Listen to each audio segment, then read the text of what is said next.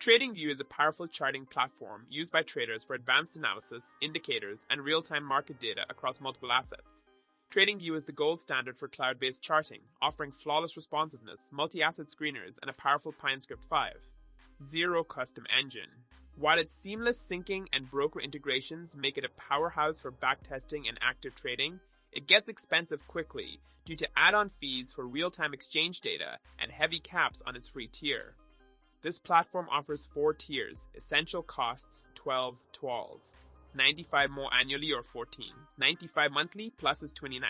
95 more annually or 34. 95 monthly and premium is 59. 95 more annually or 69. 95 monthly. The top tier ultimate plan completes the lineup at 199. 95 more on the annual plan or 339. 95 billed monthly, saving you up to 17% with yearly billing. Reddit users say the platform offers good charts and useful instruments, making it effective for analysis. However, the monthly fee is considered very high. Overall, it's best for users who value strong charting tools, but cost is a major drawback. Overall, it's one of the best charting tools in 2026, especially for analysis, but serious traders may need a paid plan for full features. If this guide helped, don't forget to like and subscribe for more practical reviews.